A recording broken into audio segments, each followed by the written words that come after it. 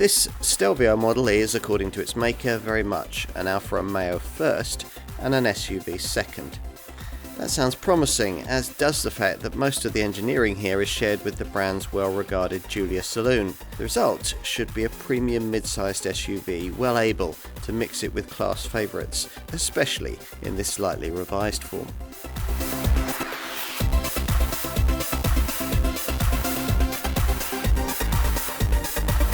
How will history remember the Alfa Romeo Stelvio? As the brand's first SUV? As the car that ought to have relaunched it back into the lucrative US market, but didn't, or simply as a heavier, bulkier version of the 𝗙cie𝗹𝗹ល់? Well, whatever your perspective, there's no doubt that this has been a particularly significant model for the brand. Launched in 2017, then updated 6 years on to create the car we're going to look at here. In the last 2 decades, every sporting premium automotive brand has had to launch an SUV. But unlike Jaguar, Maserati, Bentley, Rolls-Royce and Lamborghini, Alfa Romeo had at least made one of these things before. It was called the 𝗙cie𝗹𝗹ល់, a Jeep-like 4x4 briefly sold in the early 50s. But by this century was long forgotten, just like the 𝗙cie𝗹𝗋 crossover prototype shown in 2003 that eventually led to the introduction of this Stelvio SUV at the 2016 Los Angeles Motor Show, as a prelude to the brand's long-awaited return to the American market. That initiative had been the justification for previous brand owners Fiat Chrysler automobiles ploughing billions of euros into the development of the 𝗙cie𝗹𝗹ល់platform, developed both for this car and the 𝗙cie𝗹𝗹ល់introduced a couple of years before it. Otherwise, this model would probably have been stuck with a hand-me-down Fiat or Jeep-derived chassis, just like smaller Alfas. But the ambitious US growth program never really happened. The investment in the 𝗙cie𝗹𝗹ល់platform was never properly monetized.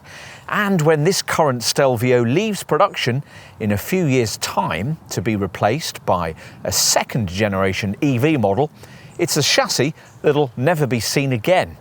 Another footnote in Alfa history. But not quite yet. Here and now, at the time of this test in autumn 2023, we're looking at an evolved version of that original Stelvio, treated to a mid-term update that smartened up the packaging and the cabin design, rationalised the range and added some extra equipment features. Nothing too radical then, but enough to breathe a surprising amount of extra life into one of the most refreshingly engaging cars in its segment. So, is it time to take a fresh look at this Alfa? And could you justify owning one over a Teutonic class rival? Well, you'll need the industry's most comprehensive review, the Car and Driving Road Test, to find out.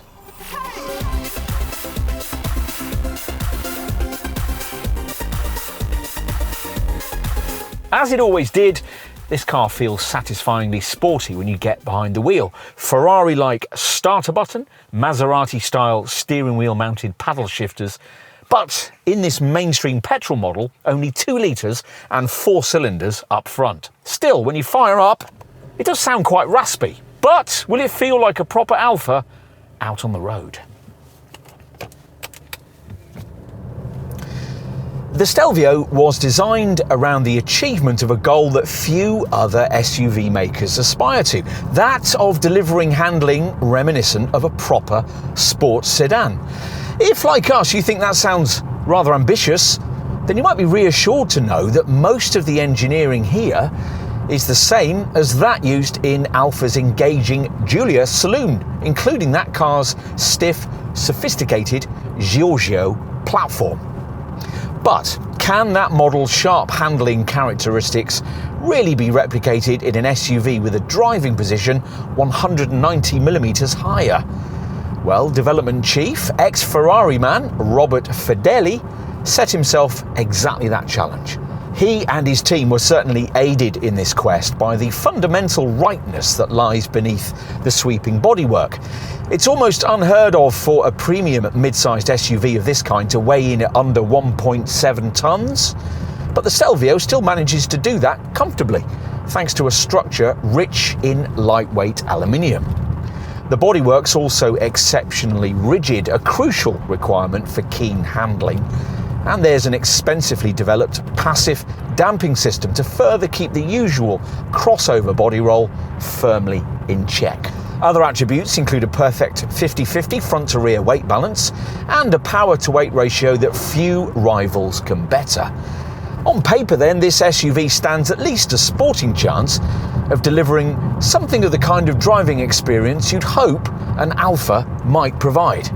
And you feel that in the first few hundred yards at the wheel, principally through the steering, which uses exactly the same sharply sensitive rack that features in the 𝗙cie𝗹𝗹liche.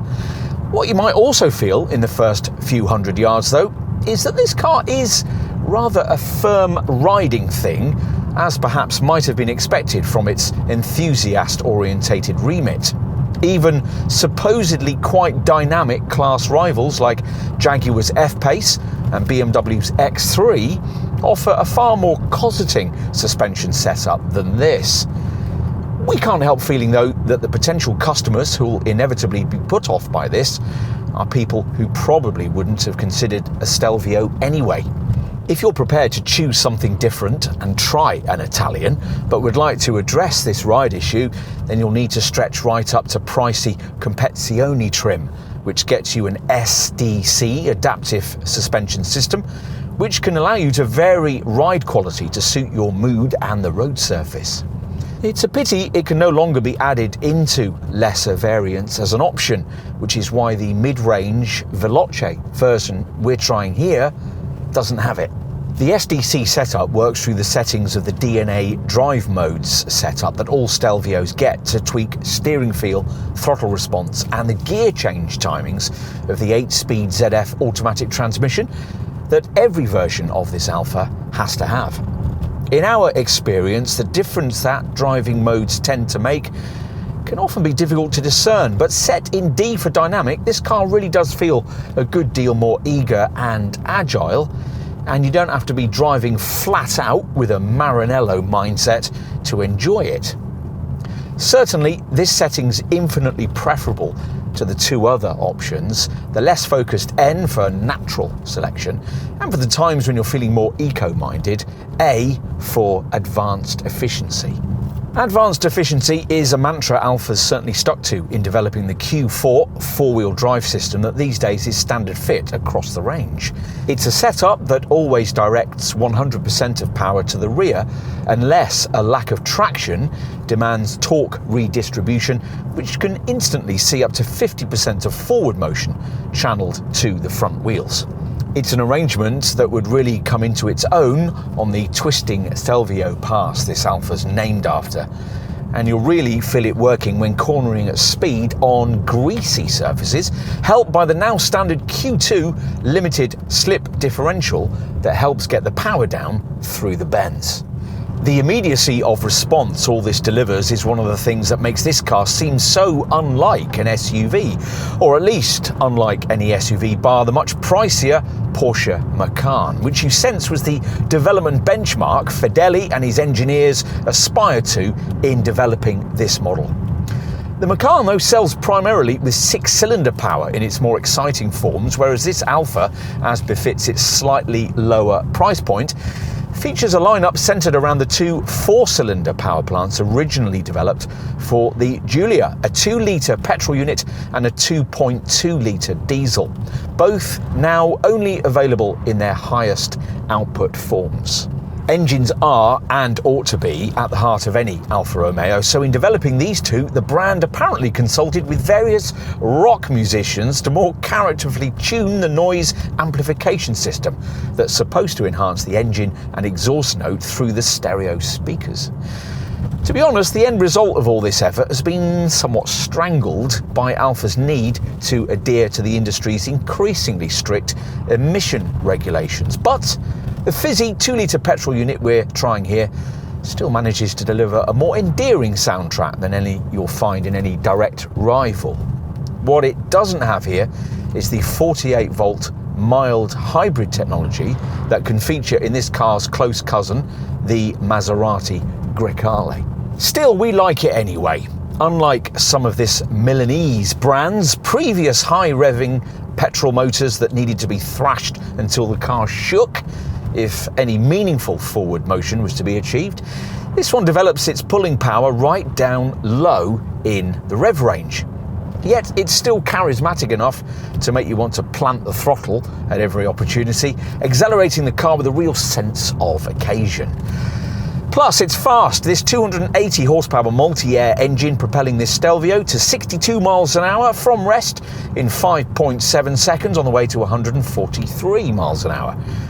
Of less interest to the 𝗙cie𝗹𝗹cie will be the alternative 2.2 litre diesel variant. By class standards, that 210 horsepower black pump unit isn't especially refined, but it does offer a decent slug of pulling power, at least 450 newton meters of the stuff, so it's well capable of bowling you along at a very decent rate. 62 miles an hour from rest is dispatched in 6.6 seconds on the way to 134 miles an hour, and like all four-wheel drive diesel Stelvios, it can tow up to 2,300 kilograms if need be. Finally, though it's not our focus here, we should also brief you on the charms of the top 𝗙cie𝗹𝗹cie high-performance variant. Under the bonnet lies a 2.9 litre petrol V6 bi-turbo that's essentially a cut-down version of the 4 litre V8 used in Maranello's old 488 GTB. It gets a relatively insignificant 10 horsepower power hike as part of this midterm update, which means that it now develops a thundering 520 horsepower, enough to storm you to 62 miles an hour in a 3.8 second time that's only slightly slower than that Ferrari we just mentioned. And should you find yourself a track or a stretch of unrestricted autobahn, it'll keep powering on up to 176 miles an hour. Alfa's thrown all the performance technology it has at this Halo model, including active torque vectoring that helps get the power down through the bends, active suspension that varies the damping, and Alfa chassis domain control that connects the different systems to deliver the best setup as the car is being driven. Plus, the DNA drive mode system gets an extra race setting for tyre smoking starts. If you're a Stelvio customer, the 𝗙cie𝗹𝗹cie variant will probably be your dream ride, and almost certainly will be beyond your means. But never mind, some aspects of this top model's technology are fitted right across the range. The powerful drive-by-wire IBS or integrated braking system, for example. And as I mentioned earlier, all versions of this Alfa get these huge, deliciously emotive Maranello-style paddle shifters for the Auto 8-speeder. These click satisfyingly through the ratios and can both be pulled back simultaneously to select neutral when you cruise up to the traffic light start line, just as on a 488 GTB. Brilliant. As for the off-piste capability element of the SUV remit, well, like many of its rivals, Alfa Romeo has ignored this almost completely. But of course the Q4 system would be quite up to supplying the tractional needs, forced upon you by a relatively smooth, muddy track. And rather surprisingly, a hill descent control system is included to ease you down slippery slopes. We can't imagine any Stelvio owner ever using it. So let's sum up. If you're in search of a cosseting mid-sized SUV, this isn't it. If, though, you're one of the few buyers wanting a car in this class in which you can really take control, then we think you'll enjoy this Stelvio very much.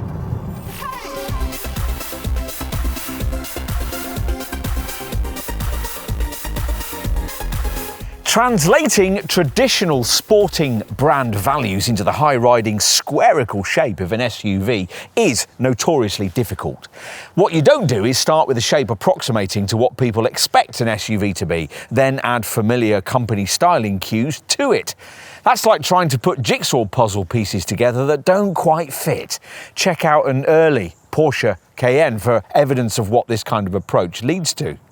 Instead, the styling associated with this kind of car should evolve organically from traditional brand profiling, which, happily, is exactly what's happened here. And it's why not much is visually different as part of this midterm update. Even before you notice the evocative badge on the classic triangular trefoil nose, it's clear that this is a car with a uniquely Italian sense of flair, something further emphasised by the long bonnet, the short overhangs and the muscular haunches. There still really is nothing quite like the Stelvio in this segment. In profile, the Stelvio remains more jacked up 5-door hatch than SUV, with its swept-back windscreen, curvy, short roofline, power-packed rear haunches, and a tailgate that's more steeply raked than you'd expect from a crossover. In other words, the aim behind this design replicates that of the drive dynamics. In class contexts, it's far more like a Porsche Macan than, say, an Audi Q5 or a Mercedes GLC. A confident central swage line flows through the door handles with an upward slant like that of this lower crease, separating wheel arches, housing alloys between 19 or, as in this case, 20 inches in size. These telephone dial style rims are a classic Alfa touch. You'll want to know about the changes made to this updated model, which are mostly evident here at the front, which gains these distinctive Zagato SZ style 3+3 LED matrix headlights, first seen on the smaller Tonale. Another key change for this updated model lies in the way that the two main air ducts have been given a unique, more contemporary finish, which Alfa thinks better emphasises this familiar heart-shaped triangular trilobo centre grille. With its stylish cross and dragon badge, this is one of the most recognisable style elements in the automotive world and forms the starting point for two seductive creases that flow up into the sweeping bonnet. Concentrate on that rather than the unfortunate fact that, like most contemporary Alfas, the front end of this one is somewhat disfigured by the necessity of having to fit a clumsy Great British number plate. Inevitably, this particular mainstream Stelvio model misses out on the visual frills of the top Quadrifoglio performance version, the one you tend to see in all the press pictures with its menacing front spoiler and aggressive bonnet vents. Nevertheless, even this more affordable variant is a striking looking thing with real overtaking presence. You might think the rear to be perhaps less immediately distinctive, but it's still very neatly styled with slim LED lights, here restyled and updated with smoked lenses. There's also a neat roof spoiler and this integrated lower diffuser style panel, which looks great when it incorporates these smart big bore corner exhausts. Of course, as usual, what's more important is the stuff you cannot see, namely the 𝗙cie𝗹𝗹cie platform that's also used by the brand's Giulia saloon. It makes extensive use of lightweight materials, as indeed does the whole vehicle structure. The drive shaft's made of carbon fibre, the rear crossmember features aluminium composite, and the doors, the wings, the engine and the suspension are all fashioned from pure aluminium. It's still a pretty sophisticated structure and explains why this car is still so much lighter than quite a few of its more recently introduced segment rivals, tipping the scales, for example, at over 200 kilos less than a rival BMW X3. Right, let's take a seat at the wheel.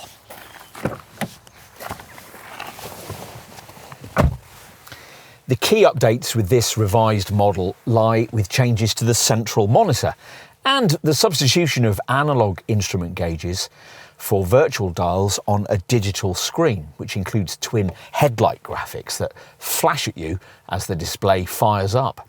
Apart from that, though, much is as before. Alfa's engineers have succeeded in making this Stelvio not much like an SUV to drive, and the relative normality of the driving position makes it not much like an SUV to sit in either.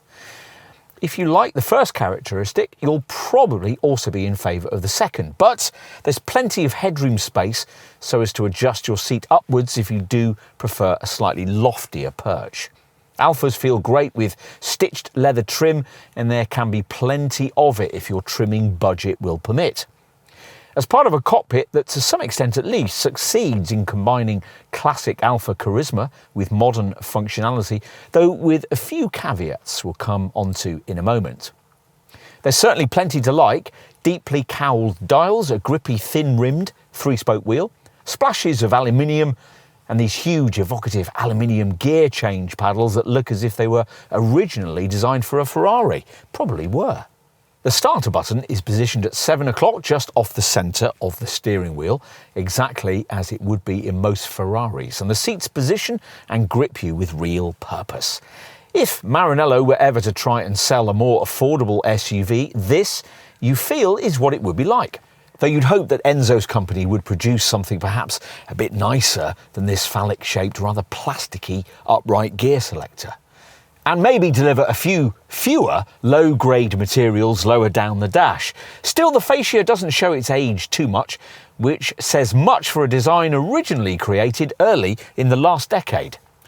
Most of the reasons why this cabin still feels quite contemporary lie with the way that Alfa's updated the screen tech of this car as part of the most recent package of updates. As mentioned earlier, the most significant change is this freshly added 12.3-inch instrument cluster screen, which the brand's managed to incorporate without losing the classic telescopic twin-cowled binnacle. There are two main virtual dials with speed on the left and revs on the right. And using steering wheel buttons, you can select what appears between these gauges, either a digital speedo, an MPG meter, or drive assist features.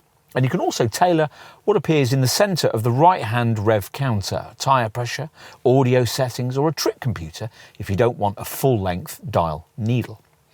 Via a steering wheel stalk button, Alfa allows you to select 3 different instrument screen layouts: trendy, evolved, minimalistic, relax, and retro style heritage, which was supposedly inspired by the brand's legendary 60s and 70s models and has distinctive details like inverted numbers at the end of the speedometer and a classic look odometer readout.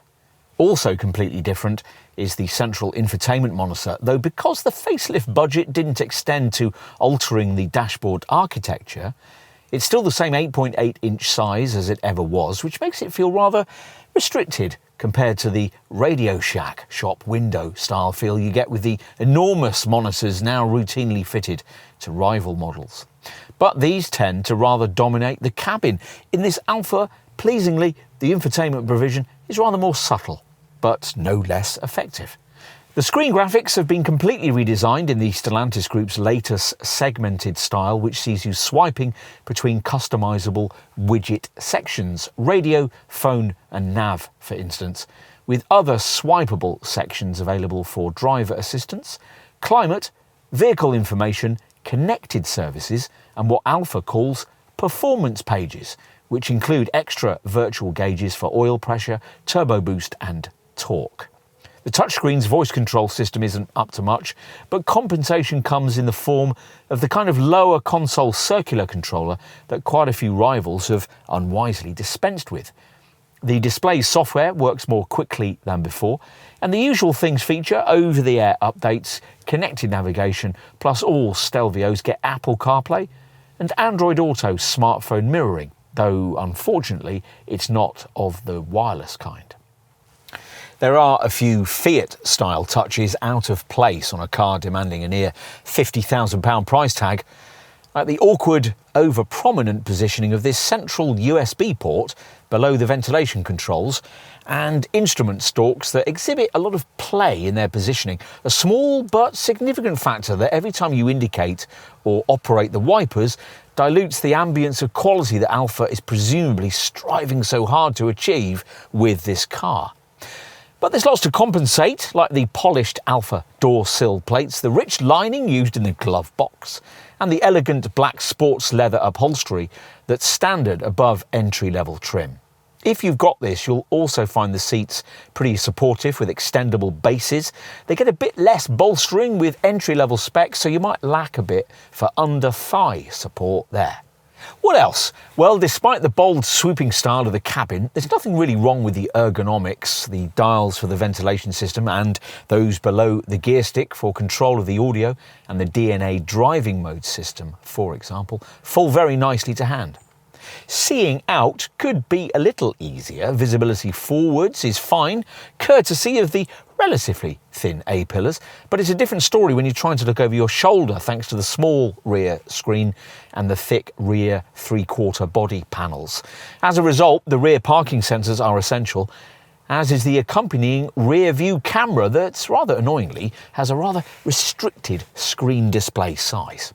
Stowage space manages to be acceptable, though the door pockets are small and there's no overhead compartment for your sunglasses. The glove box is reasonably sized though. The aforementioned cup holders are now bigger, so you can take a small bottle. And you get a stowage area at the base of the centre stack with a 12-volt socket and a USB-A port just above. There's a coin tray by the gear stick. You get a compartment by the driver's right knee. There's a ticket clip in the driver's sun visor, and you get a central lidded box between the seats with USB-A, USB-C, aux-in and 12-volt ports, plus a wireless phone charger. When it's time to take a seat in the rear, you might hope that back seat space would be aided by this car's status as one of the longest in its class. It measures 4,687 millimetres from nose to tail, so let's see. Now, taller folk might find access hindered a little by this swept-back roofline. Still, the rear door opens decently wide. And once inside, there's a lot more headroom than the sleek silhouette previously led you to expect. Legroom, though, isn't quite as good as in some direct rivals, though it's better than in a Porsche Macan, and a couple of tall folk sat behind a lanky driver will find their knees very close indeed to the scalloped cutouts indented into the front seat backs. Because of this relatively high centre transmission tunnel, you'd struggle to accommodate 3 adults comfortably for any real distance.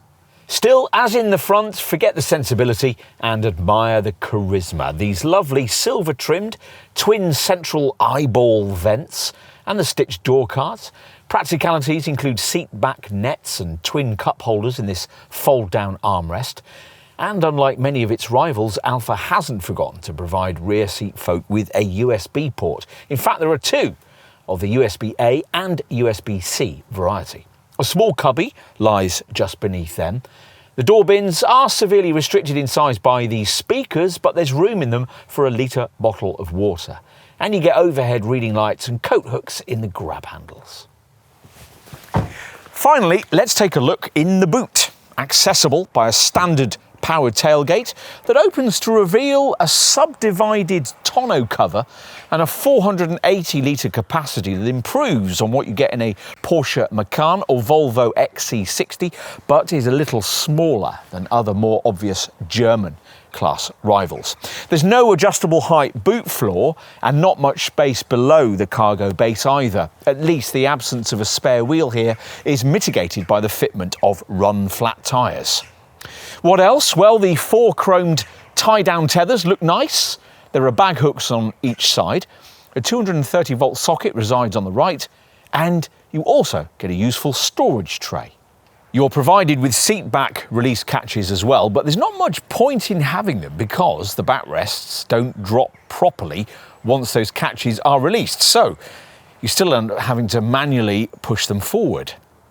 The seats fold in a useful 40-20-40 split so that long items like skis can be pushed through into the cabin without disturbing rear seat folk. When everything's flat, or flattish anyway, you'll find 1,600 litres of space available to you.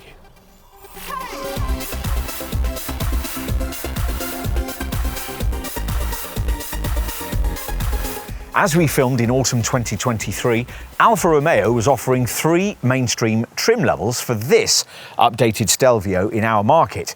In place of the old Lusso, T, Super and Speciale designations, the UK lineup now starts with Sprint, priced from around £47,000. Then there's mid-range Veloce, as in this case, priced from around £52,000, and Competizione, priced from just over £56,000. In each case, there's a choice between a 210 horsepower, 2.2 litre turbo diesel, or for an extra premium of around £2,400, the rather more Alfa-like 280 horsepower, 2 litre petrol unit we've been trying here. All variants come only with 8-speed auto transmission and the brand's Q4 branded all-wheel drive system. The only other option is the fiery Quadrifoglio 2.9 litre V6 high-performance petrol model, which generates a prodigious 520 horsepower and, as we filmed, costs from just over £87,000. We can understand why you might think that these prices sound quite high, particularly given that the last time we tested this car, just after launch in 2017, it was priced from just £35,000. But that was a long time ago, and of course inflation has spiralled since then. A better comparison is to reference when this test car's mid-range 𝗙liche trim level first arrived on the Stelvio in 2020, at which time the car cost around £49,000. Adjusted for inflation since, that should have given this Alfa a £58,000 price tag at the time of our test in autumn 2023. £3,760 more than it actually cost at the time of filming. So effectively, it's less expensive than before in real terms. And as we'll shortly see, is now fitted out with more equipment, which might be a comfort if you're going to be signing the fat cheque required for one of these. As for segment rivals, well, the kind of person likely to be looking at comparably priced, comfort-orientated class rivals like Volvo's XC60, the Mercedes GLC or the Genesis GV70 probably isn't going to want this Alfa. Sportier versions of Audi's Q5 or BMW's X3 might be closer to the mark, but we think a typical Stelvio customer is more likely to be interested in something like a Jaguar F-Pace, which costs slightly more, or perhaps a Porsche Macan, which in base four-cylinder petrol form costs a lot more and was priced from well over £53,000 at the time of this test. You'll need more still for something like a Range Rover Velar, and you could point out to yourself that this Alfa's close cousin, the Maserati Grecale, costs from around £64,000 and features many of the same mechanicals used here. As for the top 520 horsepower V6 Quadrifoglio variant, well, that costs a couple of thousand less than a Jaguar F-Pace SVR, but is over £5,000 less than a rival BMW X3M competition, and undercuts the only other saloon contender in this part of the super saloon market, the Mercedes-AMG GLC 63 E-Performance 4MATIC Plus, by even more. Our focus here, though, is on more conventional Stelvio models, and if, having considered the alternatives, that's what you're drawn towards, then you're going to need to know just how generous Alfa Romeo's been with the standard spec. Well, let's see. The standard Stelvio trim level, which, as we said earlier, is now badged Sprint, comes with all the main features you'll need. There's a set of 18-inch dark 5-hole alloy wheels with grey brake calipers and run-flat tyres, plus full LED matrix tri-lobe headlights with an automatic high beam system, plus front fog lamps, auto headlamps and wipers, a powered tailgate, a gloss black exhaust finisher, power folding heated mirrors, heated washer jets, all-round parking sensors, an alarm and a rear view camera.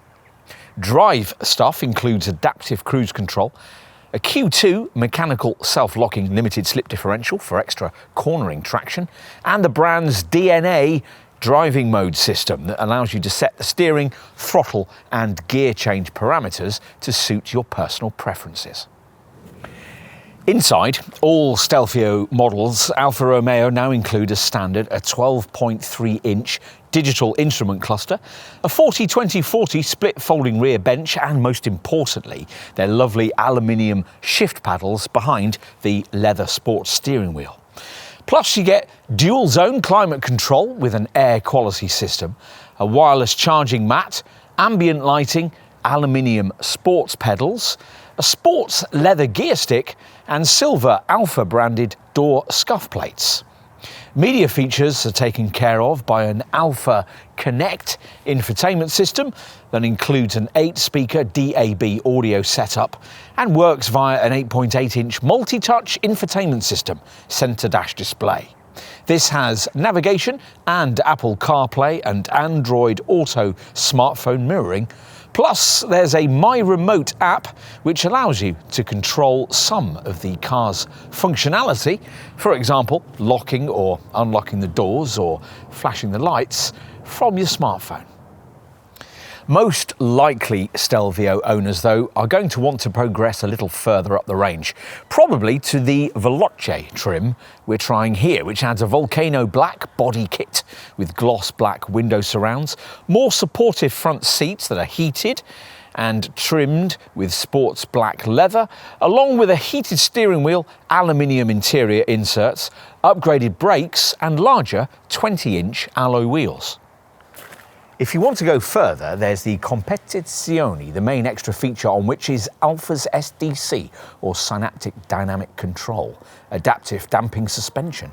At this level in the range, you also get dark tinted rear windows and a leather-wrapped dashboard, plus an upgraded Harman Kardon sound theatre audio system, a 900-watt 12-channel 14-speaker setup. Finally, we'll touch on the V6 bi-turbo quadrifoglio variant, which, as you'd expect from its exalted price tag, comes with its own unique specification. That encompasses 20-inch alloy wheels, quad exhausts poking out of the rear diffuser, and a sports bumper incorporating an Alfa Active Aero system that alters the angle of the splitter to help the car sigh through the air more cleanly. Active torque vectoring helps get the power down through the bends. Active suspension varies the damping, and Alfa chassis domain control connects the different systems to deliver the best setup as the car's being driven. Inside, the upholstery features a lovely leather and Alcantara combination, plus there's carbon fibre dash trim, 2 individual rear seats and a red starter button on the steering wheel, along with a race mode you can access through the DNA driving modes controller. On to options. Now, with base Sprint trim, you can add a leather seat pack. On this mid-level 𝗙će version, you can add a premium interior and sound package, which adds the Harman Kardon audio system upgrade and a leather-stitched dashboard. On all models, you can add a power-operated sunroof and sporting touches like carbon fibre trimming for the front grille and door mirrors, the rear spoiler and the door sills, plus you can add an aluminium fuel cap. Practical touches include tablet holders and coat hangers at the rear, plus protection for the rear seat and boot sill, a foldable cargo box for the trunk, a luggage compartment mat, rear mud flaps, rear parking sensors and a tow bar. And you can of course add the roof crossbars that'll allow you to fit a roof box and carriers for skis and bicycles. Bear in mind that most of the paint colours though cost extra, even white. Only the solid Alfa Red finish comes without extra cost. There's a wider choice of shades above base trim too, including this test car's rather lovely Misano Blue. Enough on luxury extras and onto the safety stuff. Now, every Stelvio model comes with no less than 9 airbags, twin front and curtain bags, side bags for front and rear seat passengers, plus a driver's knee bag. Plus, of course, there are all the usual aids for traction and stability control, along, of course, with ABS, part of an IBS, or integrated braking system, a clever setup that replaces the usual vacuum brake booster with a system that uses an electric motor to build pressure to aid braking. Even more importantly, should all of these features fail to prevent you from having a collision, you'll be protected by one of the strongest body shells available in the segment, with rigidity improved by the use of advanced materials like carbon fibre, aluminium and aluminium composite. As a result, after crashing a 𝗙mě in its testing programme, Euro NCAP awarded the Stelvio a top 5-star rating and a score of 97% for adult occupant protection and 84% for child passenger protection. As is now common in this segment, this Alfa comes with an autonomous braking system, made up in this case of forward collision warning combined with autonomous emergency braking. As usual with these kinds of packages, this one uses radar sensors and a forward-facing camera to scan the road ahead, looking for potential accidents hazards as you drive. In this case, at speeds of up to 40 miles an hour. If something is detected, you'll be warned. If you don't respond or aren't able to, the brakes will automatically be applied to decrease the severity of any resulting accident. Lane departure warning is also included to alert you if you drift over highway lane markings, and unlike Maserati, Alfa Romeo has now standardised blind spot detection, which alerts you with a door mirror indication if you're about to dangerously pull out in front of an oncoming vehicle. Also standard is rear cross path detection, which alerts you of oncoming traffic if you're reversing out of a parking space. Automatic high beam, we mentioned earlier, and there's also an occupant detection system which alerts you if you're leaving the car when passengers, for example, small children in the back, are still in it. If you want to go further with camera-driven safety features, you'll need the Driver Assistance Pack Plus option, which costs another £1,000. This adds quite a few things we think ought now to be standard on a car of this price. Things like traffic sign recognition, driver attention alert, lane keep assist and intelligent speed control, which automatically adjusts your speed to the posted limit. The pack also upgrades the blind spot assist system to active status, which means that it applies corrective steering lock as well as warning you. Plus, there's a highway assist system that can almost take over driving from you on motorways, and a traffic jam assist setup that can do the same thing in stop-start urban queues. As you'd expect, the top 𝗙់𝗹𝗹cie model gets all these systems as standard.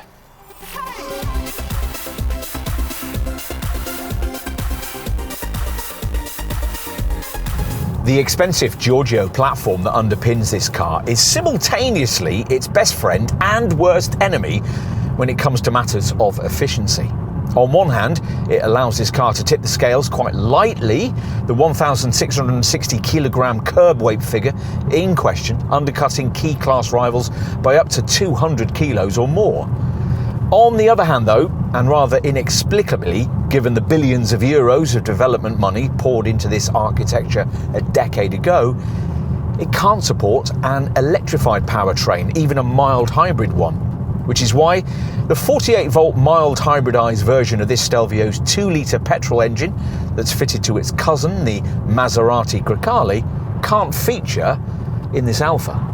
The figures this mainstream petrol unit returns, 33.2 mpg on the combined cycle and 192 grams per kilometre of CO2, are way down on those the same engine manages in the equivalent Giulia saloon at 39.2 mpg and 162 grams per kilometre, which gives you some idea of the impact a heavy four-wheel drive system and clunkier aerodynamics can make.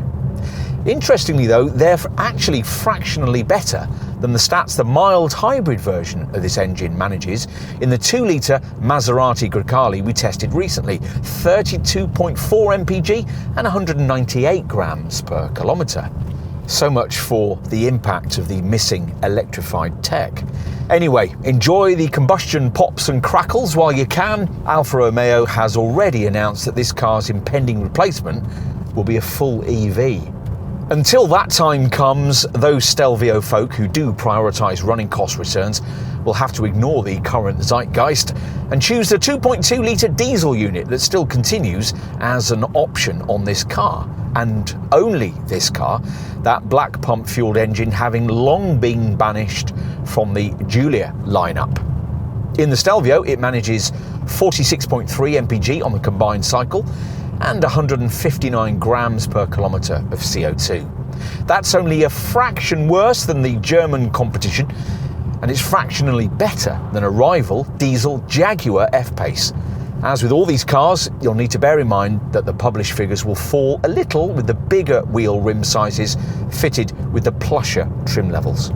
As for the top 2.9-litre V6 bi-turbo 𝗙̀𝗹𝗹𝗪cie performance variant, well, no one would expect that to be a paragon of frugality, but thanks to a cylinder deactivation system that cuts in under part throttle loads, it actually doesn't do too badly. Its figures, 23.9 mpg on the combined cycle and 267 grams per kilometre of carbon dioxide, are roughly about 10% less than you get in a rival BMW X3 M competition. Here though, as we've been saying, our focus is on the more ordinary 2-litre 4-cylinder version. Apart from the impressively light sub 1.7 tonne curb weight we referenced earlier, A range of other factors play their part in helping the various mainstream Stelvio models deliver on their quoted efficiency numbers. This Alfa's efficient 8-speed auto gearbox plays its part, of course, using its many ratios to continually propel the car in the most efficient way possible. In addition, of course, there's the usual automatic start and stop system to switch the engine off when you're at a standstill in traffic. Plus, of course, you'll need to do your part. The figures quoted assume selection of the advanced efficiency DNA system driving mode, which softens off the throttle response to give better fuel consumption. There's an MPG meter that can be selected in the middle of the instrument display. And the performance pages section of the centre infotainment screen has an efficient drive section with an eco-coaching setup that grades the frugality of your progress based on 3 criteria: acceleration, deceleration, and gear changing. Routine maintenance comes around every 9,000 miles for the mainstream petrol-powered models, and you can spread the cost of this work by opting for an easy care servicing plan that runs from 1 to 5 years. It includes the cost of all labour, parts and fluids, so you won't be landed with any unexpected bills. And as for the all-important question of depreciation, well, the figures being predicted here aren't too far off those of premium German rivals. Think 50% over a typical 3-year, 36,000 mile period, a substantial slug better than the 44% figure of an equivalent Giulia saloon. That's for this petrol model. With the diesel versions, you could reckon on closer to 51 or even 52% over the same period. As for the Fast and Furious 𝗙់ጽ𝗹𝗹ποιε, that keeps 49% of its list price after this time, which puts it on a level playing field with its key competitors. Depreciation values will be aided by this model's NFT, or non-fungible token technology, which backs up the car's service history, stuff like maintenance records and battery pack condition, in a cloud out of the vehicle. This means that no one should touch your car without it showing on the NFT record. Alfa claims this makes it much harder to forge the vehicle's records, which in turn ought to preserve residuals. The final cost consideration is insurance, another area where you might be expecting a few nasty shocks. Actually, it's not too bad. The diesel versions are rated at groups 34 to 35, depending on spec, while this 2-litre petrol model rates at group 37, regardless of spec. Choose the 𝗙់ጽ𝗹𝗹ποιe version and your premiums calculated on a top-of-the-shop group 50 ranking.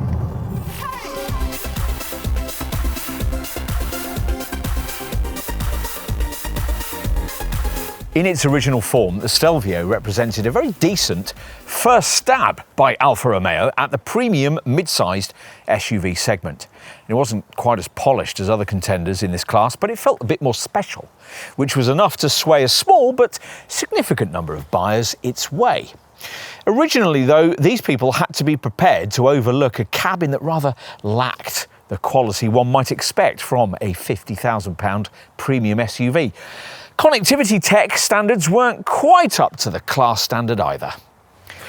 Now that these things have been put right as part of this midterm update, the Stelvio looks better set in this segment. The engine note, the styling and the look and feel of the cabin are all completely different to what you get from any other car in this sector, and all the better for it. People want cars like this, and if BMW, Jaguar and Porsche can all make them, Alfa needs to as well. We're impressed by the fact that in meeting that demand, this Italian manufacturer has resisted the temptation to merely copy its rivals. And we're encouraged by the way that so many of the company's brand values have survived the transition into the crossover class. It really is an Alfa first and an SUV second. True, as we said when testing this model's Giulia saloon stablemate, this is far from being the perfected, finished article, the kind of car you get if you went for a Q5, an X3, an F-Pace or a Mercedes GLC in this segment. It's not quite as quiet or as well finished inside as these competitors, issues that might drive some potential buyers back into the arms of those more established brands with their understated air of superiority. Others, though, might rightly conclude that they never expected an Alfa to be perfect. With this one, the brand's first attempt at modern SUV design, it got closer to the segment standard than almost anyone could have expected.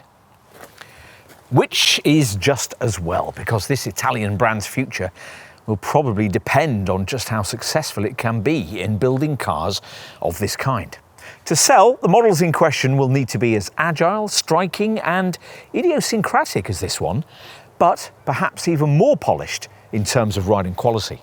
For the time being, though, the Stelvio continues to represent an impressive step in the right direction that makes many of its rivals seem, well, rather one-dimensional. We like it for that, and you may well too.